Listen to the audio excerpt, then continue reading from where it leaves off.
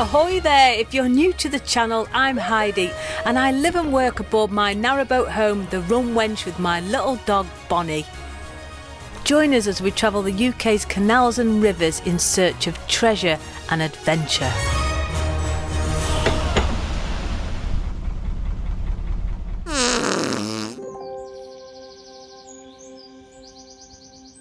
Good morning everyone. The sun is shining today. It's gorgeous. It's actually t-shirt weather.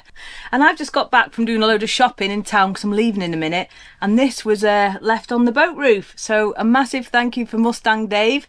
I'll probably make use of this tonight. Thank you very much. Anyway, I'm going to get the engine started now and we're going to be setting off. But my first stop is I need to get some water.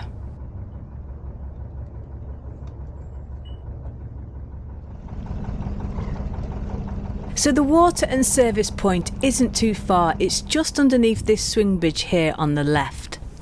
However, there's an underwater obstruction which I've been caught on in the past, so I've sort of gone past a little bit and reversed into it. And also there's quite a steep curve on the bank, so you need to make sure you're close enough to step up and not split your difference. And you can see the angle just there, so you've either got your back end in or your front sticking out, and the water point is right in this hut, so you need to make sure that you've got a really long hose.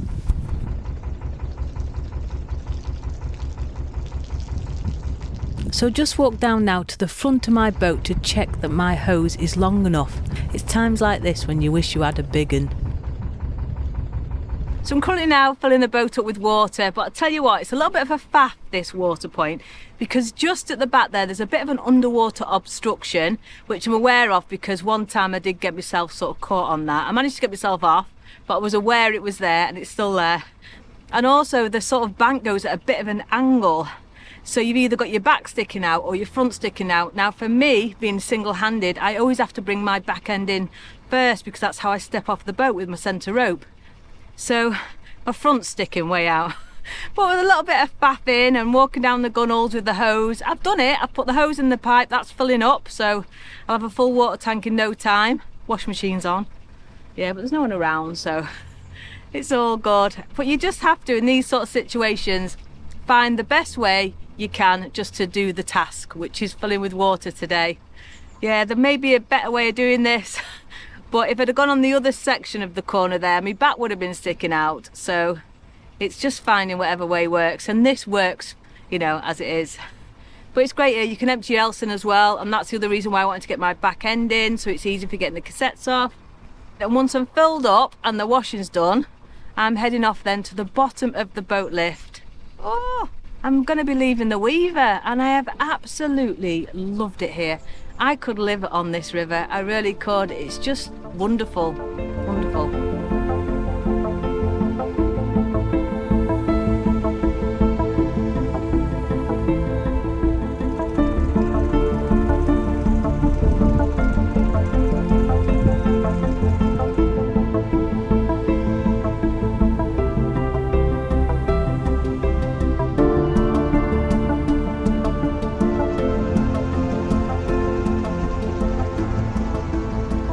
So that's it, the water tanks are full, the toilet tank's empty, and everything's good in Heidi's world. Yeah, we've got supplies on board, got that little bottle of rum from Mustang Dave, so everything's good. Yeah, I've actually got loads of rum in my cupboard. Need to make some space.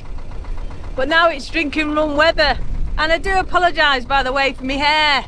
I have got the most awful hair. It's like, well, I haven't got an hairdryer or straighteners or anything. That's where I'm always wearing hats. But I'm going to get it cut soon. Yeah, it's really getting on my nerves. Yeah, so apologise for looking like a scruffy get. I really do. You know, but this is boating, innit? I've got my Primark t-shirts, my walking pants, which are stretchy. Yeah, stretchy waistline. It's like, you're my friends. You don't mind, do you? You don't mind that look of bugger.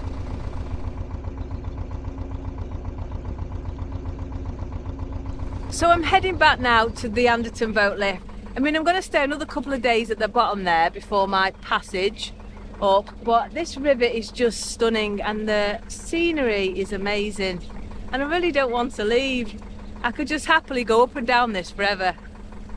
But new adventures await, and they are at the top of that lift, so we do have to move. But the good thing about living on a boat is I move around and I can come back here anytime I want.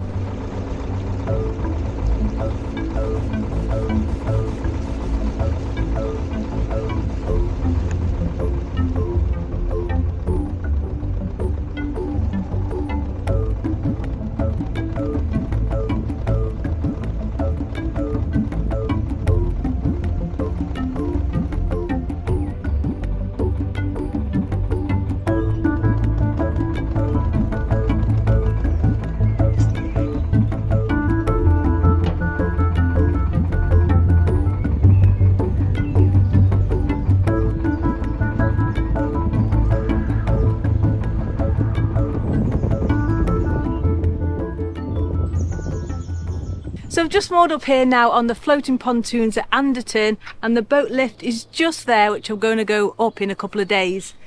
Yeah, but it's so lovely here. I did try to get in at the grass area just over there because I thought it'd be easier for Bonny's last wee, you know, the midnight wee.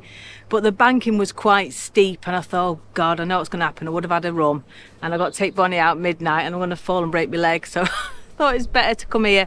And I've moored right opposite the little walkway which takes you onto the grass anyway. So yeah, and she's actually gone sat there. Yeah, she loves it on the grass.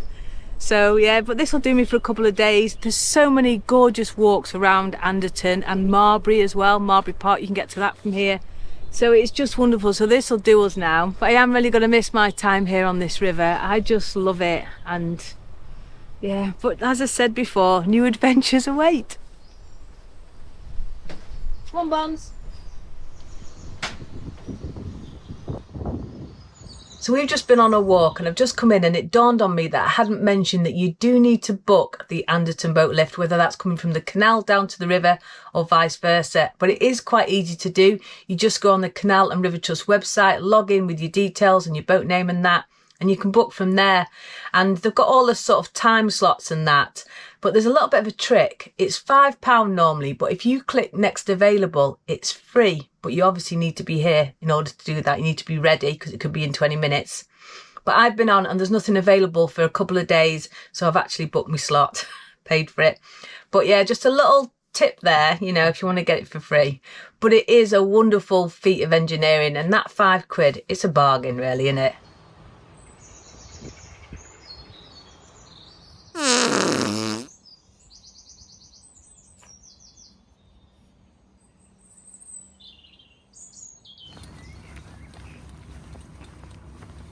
So me and little Bonny have been on a lovely walk. We've come from the river down there up to the canal. We're walking along and we've come across this amazing trade boat. It's called Gangplank Spirits and Preserves. And my friend Sam actually runs this boat. I've known her for years, since I started the pirate boat up. Yeah, we've just had the most amazing, lovely, sweet crepes. She does all different crepes. And she also makes her own gins and rums and everything, and sells coffees and teas. So I'm going to have a little chat with her in a minute. But this is such a wonderful thing to see along the canal, these little cafes that just pop up randomly. And Bonny's been a little bit spoilt as well. But this is really good for Bonny, because sitting here with all these people about and dogs going past, it's just brilliant for her. So this is Aisha, and we're doing a little bit of... What, is this a gin or what am I on here? It's a gin. It's raspberry and mint. I've been testing a few rums. Which rum did he have? Which one did he have? You had the spiced pineapple earlier. Oh yeah, on, and he had... This is raspberry and mint. And it's won the Great Taste Award as well. Oh, this one. Brilliant. Oh, Great Taste Awards. Let's give this a go. Cheers, everyone. Oh. Raspberry hit first. Yes. And then you follow on with a mint. That's lovely. Amazing summer drink. So tell us a little bit, Aisha, about what these all are here, what's going on. So what we tend to do is forage as much as possible. What we're trying to embed here is zero wastage on all fruit, vegetables and all products. So what we do is we then, on the Narrowboat itself, we infuse everything. Wow. And what does that mean? So we buy the base of whatever alcohol we have, and then we just infuse with all the different flavours, which Sam, the owner, has got an excellent palate. And what she then does is obviously trials and tests, and the best products here we are. Like our fig whisky has also won the Great Taste Awards, as has our raspberry and mint. Our fig whisky's also won, I think it's the Cheese Board Award as well. Everything that you see is made on the Narrowboat, same as all the preserves as well, like the pesto, chutneys and the jams and the dandelion honey, which is absolutely divine. We've just been sampling those lovely gins, but the woman herself, the creator, is here. So let's have a quick chat with Sam. It started as a cake boat. I was called Cake on the Cut, actually, and did that for 3-4 years. Really enjoyed it. Met loads of amazing people. Had a lot of fun. Just went to lots of festivals. Really enjoyed it. It was great fun. But slowly changed to alcohol one winter market when I did my damson gin, and it just went really fast. And I was like, oh, that's gone well. So then we started slowly experimenting with flavours and things, and I do love experimenting with flavours, and I really love foraging, so it just seemed to be a match in heaven. So yeah, now we've grown, and we do land events and boating events, and we've won some awards last year, which we're dead excited about. So yeah. And you do the Christmas markets, don't you, in Chester as well? We do Chester Christmas Market, which has been brilliant. We really enjoy it because things are quite, when it gets to sort of September time, it's quite hard to trade from the boat because of the weather. So some friends of ours encouraged us to go and do Chester, and it's been brilliant, absolutely brilliant. We've really enjoyed it. So we're doing that again this year, yeah. Wonderful, Yeah. wonderful. So it's so lovely catching up with Sam again, but me and little Bonds are going to head back to the boat now. Now that we're fed and watered, everything's good in the world.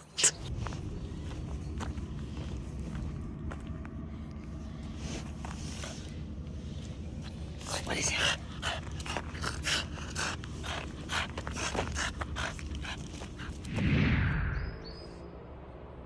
It's 6:30 in the evening and it's still warm. I'm still in my t-shirt. I've got my flaps open in the bow, both sides. Yeah, the breeze is wafting through. And it's so nice sitting here and just watching the ducks and the wildlife and the boats going past. I absolutely adore it, and it's the first time this year I've been able to do this. Bonnie's absolutely shattered after a walk today. She's asleep. But just look at this.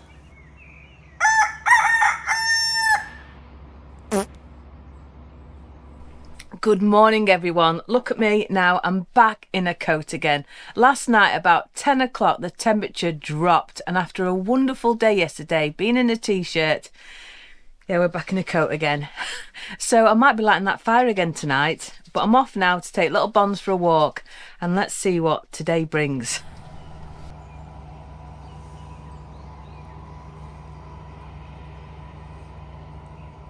So I've just come out the boat and I've noticed this gorgeous tug moored at the end of the pontoon here. I love a good tug. But I did see some dredgers the other day. There's some dredgers going past, and I think because the Danny's back to the river, so I think they've been doing some dredging work for that. So I think this is part of that team. I'm not sure. But a wonderful tug. I love the rear end on a tug. Don't you? Nice and curvy. And here comes the trip boat. You actually catch this on the canal up there at the top of the lift, and you pay to go on it, and it brings you all the way down the amazing Anderton Boat Lift. You get a cruise on the river and then you go back up. Wonderful, wonderful day out. The good thing about here, this area, you've got the Anderton Boat Lift, there's a cafe there, there's a visitor centre. It's great. I'm really going to miss this river.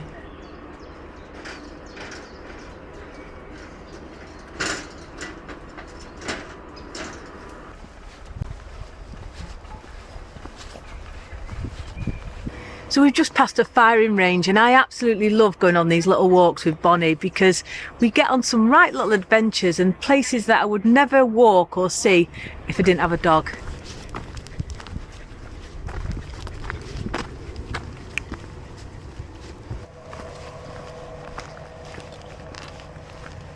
The other wonderful thing about the dog walks is you can do a little bit of foraging.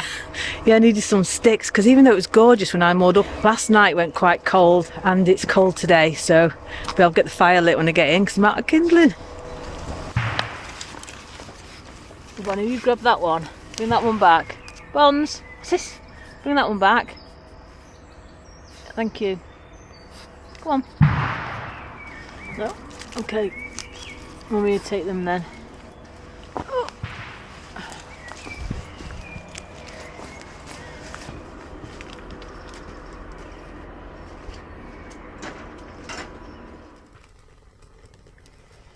we go. Let's get this place warmed up. And yes, I know my glass needs cleaning, but it just gets filthy. I've given it a wipe.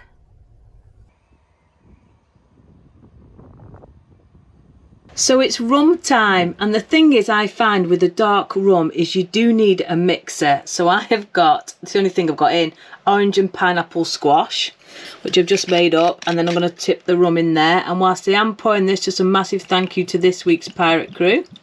Thank you for everything you do, and a big thanks to Mustang Dave for the rum. I think it's a bit too close to the top, so I'm just going to have a sip. Cheers everyone. Actually, you know what? That's not too bad, that. I'm funny with dark rums. I do always need to put a mix with them. I can't drink them straight like I can all the flavoured rums. But that's quite nice. Yeah, I think it's the orange and pineapple cordial makes a big difference.